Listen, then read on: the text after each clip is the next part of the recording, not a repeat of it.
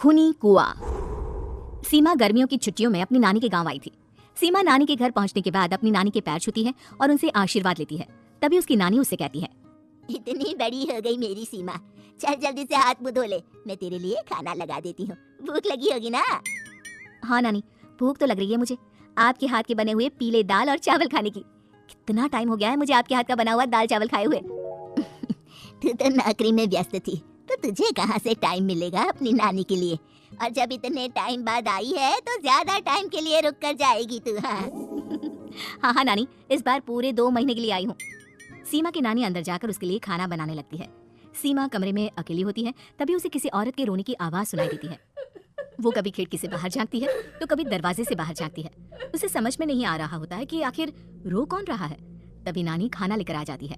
वो अपनी नानी से कहती है, नानी कोई औरत रो रही है क्या?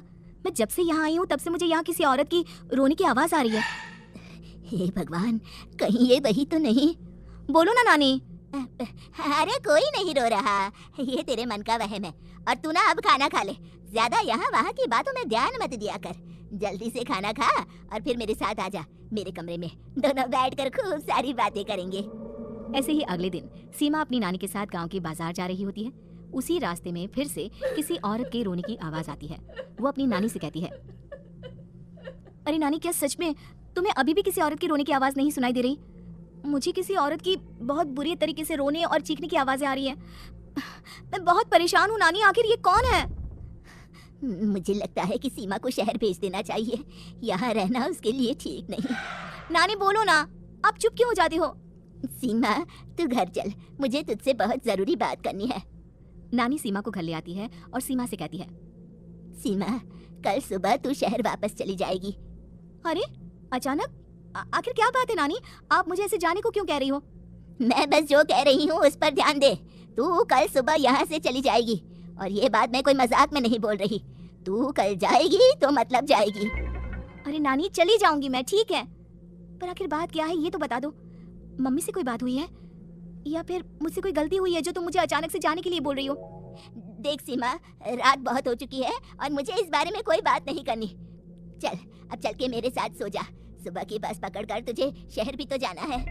सीमा को अपनी नानी का ऐसा व्यवहार देखकर बहुत ही अजीब लगता है। उसे कुछ समझ में नहीं आ रहा होता है कि आखिर उसकी नानी उसे अचानक से गांव छोड़कर जाने के लिए क्यों कह रही है।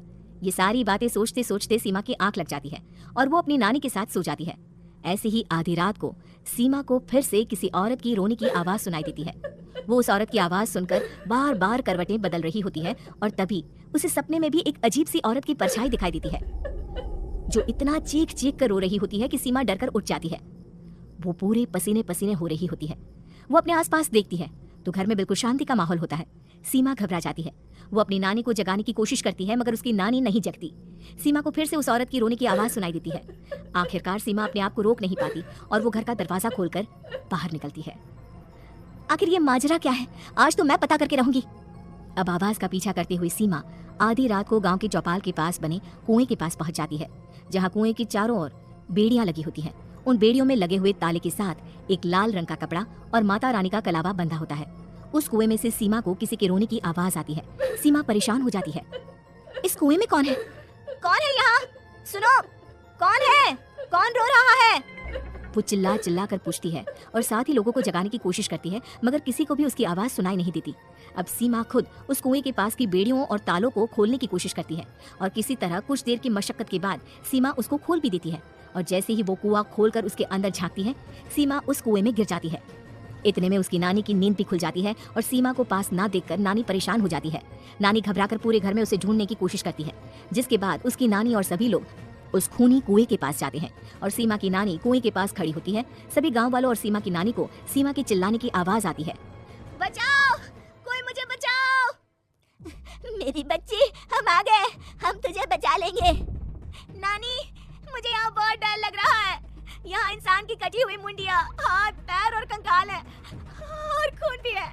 नानी, मुझे डर लग रहा है। आप सब मेरी मदद कीजिए, नहीं तो ये खूनी कुआं मेरी बच्ची को भी खा जाएगा। अरे मुझे तो ये समझ में नहीं आ रहा कि आखिर इस खूनी कुएं को खोला किसने। सालों पहले इसको इतनी मुश्किलों के बाद तांत्रिक बाबा ने बंद किया था। अरे पूरा गांव खूनी कुएं के बारे में अच्छे से जानता है, तो कोई भी जानबूझकर तो ऐसा करेगा नहीं। मतलब किसी ने अनजाने में इसे खोल दिया है भैया। सीमा को इस बारे में मालूम नहीं था और जब से वो यहाँ आई थी तभी से उसे किसी औरत के रोने की आवाजें भी सुनाई दे रही थी। कहीं सीमा ने ही तो उसे नहीं खोला। अगर ऐसा है तो फिर सीमा का बचना बहुत मुश्किल है। वहीं कुएं के अंदर सीमा रोते हुए बैठी होती है कि उसे आवाज सुनाई देती है जो कुएं के बाहर खड़े गांव वालों में से किसी को सुनाई नहीं देता। आज सालों के बाद मुझे ताजा खून मिलेगा। तेरा खून पीकर आज मैं अपनी प्यास बुझाऊंगा। कौन है? कौन है? मत मारो प्लीज, मुझे जाने दो प्लीज। मैंने किसी का क्या बिगाड़ा है? वो तुझे मरने के बाद पता चल ही जाएगा। जितने में गांव वाले और सीमा की नानी कुछ सोच पाते उतने में उन्हें सीमा के चिल्लाने की आवाज आती है और अगले ही पल सब शांत हो जाता है। क्या हुआ? सीमा, मेरी बेटी। माफ करना बहन, लेकिन अब सीमा वापस नहीं आएगी। हमें एक बार फिर से कुएं को बंद करना होगा। गांव वाले तभी तांत्रिक को बुलाकर लाते हैं। एक बार फिर अपनी शक्ति से तांत्रिक बाबा उस कुएं को हमेशा हमेशा के लिए बंद कर देते हैं और वहां एक बोर्ड लगा दिया जाता है।